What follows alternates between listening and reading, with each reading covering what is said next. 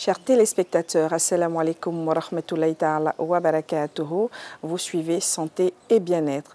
Aujourd'hui, nous sommes avec Dr Karaboui Aboubakar, psychiatre, psychothérapeute, pour parler de l'éjaculation précoce.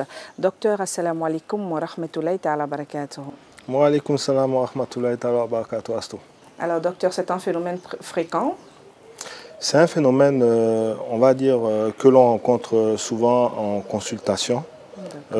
Parfois, je dirais, c'est un phénomène qui touche déjà les hommes. Et souvent, ce n'est pas nécessairement l'homme qui vient et qui en parle. Souvent, c'est l'épouse, la compagne qui vient et qui pose ce problème-là parce que, justement, source de beaucoup de souffrance dans le couple. D'accord. Alors, nous allons démarrer par expliquer ce que c'est que l'éjaculation précoce.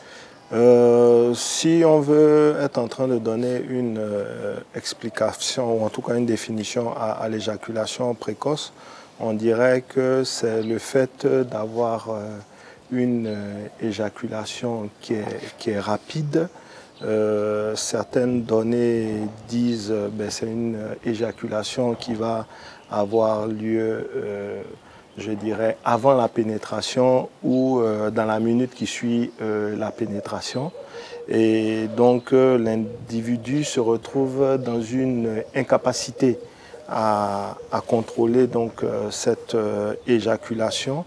Et finalement, c'est je dirais, une situation qui va être source de problèmes psychologiques. Est-ce que quelqu'un qui souffre d'éjaculation précoce, c'est sur un long terme, c'est quelque chose qui arrive à un certain moment? Quelles sont les causes? Les causes, elles sont variables. Et on dirait qu'il y a l'éjaculation qui est primaire.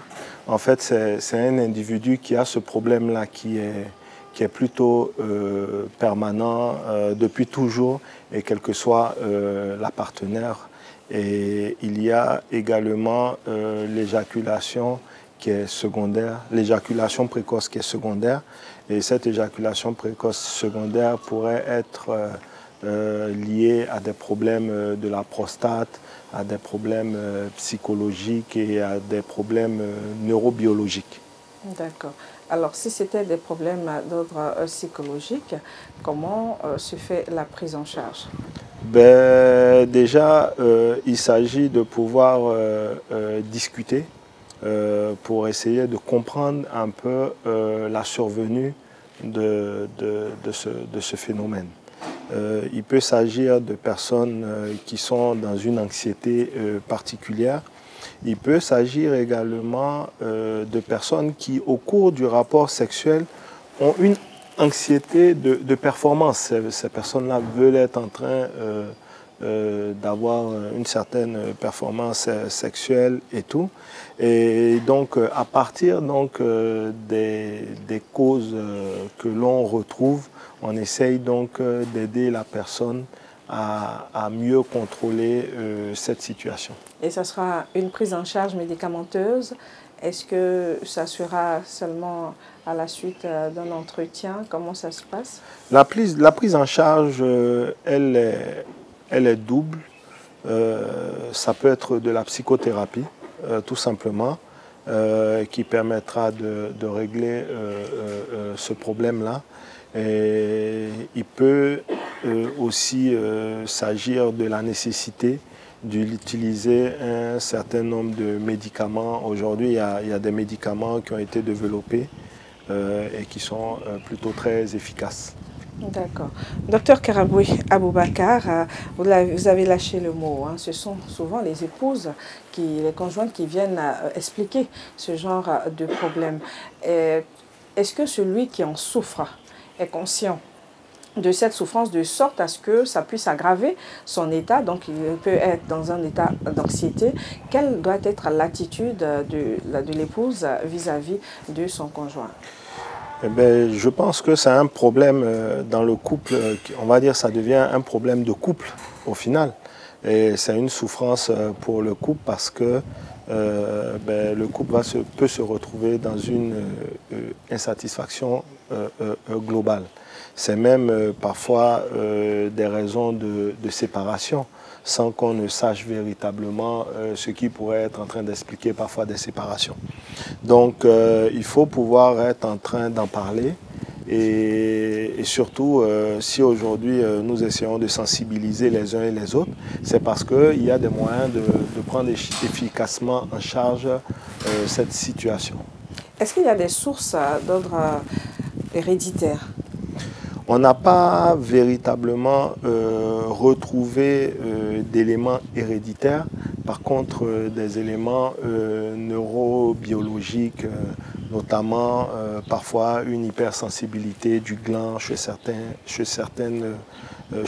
certains hommes qui pourraient expliquer ce phénomène. Alors, quelles peuvent être les conséquences de ces troubles-là, de l'éjaculation précoce sur l'individu lui-même? C'est une source parfois de dépression, au-delà de l'anxiété.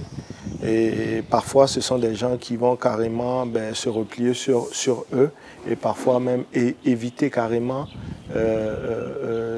j'allais dire, de passer à l'acte.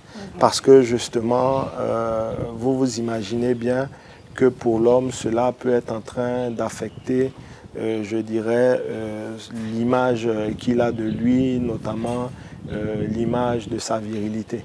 Est-ce que ça peut être source d'infertilité, cause d'infertilité? Infertilité... ou de non-reproduction. Oui, non-reproduction, parce que bon, pour pouvoir se reproduire déjà, bien qu'aujourd'hui, heureusement, la médecine ait évolué, on fait des fécondations in vitro, mais déjà pour pouvoir se reproduire, il faut déjà pouvoir avoir une pénétration. Et voilà, parce que sans pénétration, vous imaginez bien que je ne sais pas comment il y aura la rencontre du spermatozoïde et de l'ovocyte qu'il doit être en train de féconder. Voilà. Chers téléspectateurs, vous suivez Santé et Bien-être. Aujourd'hui, nous parlons d'éjaculation précoce, un problème qui touche les hommes. Et comme notre invité, Dr Karaboué Aboubakar, nous l'a signifié, ce sont des cas qui sont des fois signalés par les conjointes et des cas qui sont aussi pris en charge par ces spécialistes qu'ils soient. Alors, vous êtes des spécialistes, vous pouvez prendre ces cas en charge à travers différents types de traitements. Mais avant, moi, je voudrais revenir sur ce que vous venez de dire. Il peut y avoir de reproduction sans pénétration. Nous avons parlé tantôt d'éjaculation précoce, mais est-ce que l'éjaculation précoce est seulement en dehors du contact? Non, c'est pas du tout. Donc, c'est la raison pour laquelle je disais que si on part on va dire, de la définition, on dirait que c'est une éjaculation qui survient avant la pénétration ou dans la minute qui suit la pénétration.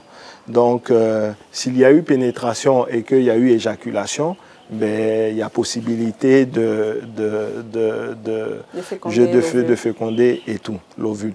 Mais dans le cas où cette éjaculation-là se produit chaque fois avant la pénétration, vous imaginez bien que ce sera beaucoup plus compliqué. Alors, nous allons revenir encore sur l'espoir qu'il y a à suivre un bon traitement. Parce qu'avant de venir vous voir, hein, on peut passer par multiples autres pratiques. Il y aurait tel accueillant qui peut permettre de rester un homme, il y aurait tel traitement, il y aurait des traitements qui ne sont pas forcément pharmaceutiques, qui ne sont pas d'ordre relevant de la psychothérapie, mais bien d'autres à travers plusieurs décoctions et des choses qui ne favoriseraient pas aussi, qui pourraient même peut-être aggraver aussi la situation. Tout à fait, tout à fait. Et c'est la raison pour laquelle il est important de sensibiliser. Vous savez, c'est un sujet qui est assez particulier. C'est un sujet qui touche aussi les hommes. Heureusement, pas la grande majorité des hommes, mais c'est un sujet, je dirais, qui affecte également, je dirais, la confiance et je dirais au-delà même l'honneur de l'homme. Donc, si on en parle, c'est justement pour que ces personnes-là soient véritablement à l'aise. Parce que l'éjaculation en soi est un trouble, ce n'est pas une maladie. Voilà, et c'est un trouble pour lequel il y a des solutions. Est-ce Voilà. que le stress est un facteur favorisant? Oui, on a parlé d'anxiété. Donc, qui dit anxiété dit stress. Donc, le stress peut induire une éjaculation précoce. Et on peut même être stressé parfois pour quelqu'un qui se retrouve face à une nouvelle partenaire avec, je dirais, un désir très intense, peut avoir une éjaculation précoce sans que cela ne soit forcément un problème d'éjaculation précoce. Voilà, c'est-à-dire que lorsqu'on parle d'éjaculation précoce, il y a le phénomène de la répétition. Voilà. Donc, si on en parle et si on cherche des solutions, au final, on évite de sombrer dans la dépression, on évite de sombrer dans une sorte de dramatisation de la situation. Et heureusement, comme je le dis encore, on a des solutions. Chers téléspectateurs, nous sommes au terme de notre entretien. Docteur Karaboué Aboubakar, certainement en appel à tous ceux qui nous suivent. À tous ceux qui nous suivent, je dirais que les problèmes d'éjaculation précoce sont des problèmes pour lesquels il existe des solutions. Il est nécessaire d'en parler, il est nécessaire de consulter des spécialistes, que ce soit des urologues, que ce soit le gynécologue, que ce soit le psychiatre, le psychologue, pour essayer de trouver des solutions. Il ne faut plus justement que ces problèmes-là soient des sujets problèmes... tabous. Oui, aussi parce qu'on n'en parle pas, on en souffre. Surtout que ce soit vu comme des problèmes qui sont dramatiques. Voilà, parce qu'il existe aujourd'hui de très bonnes solutions.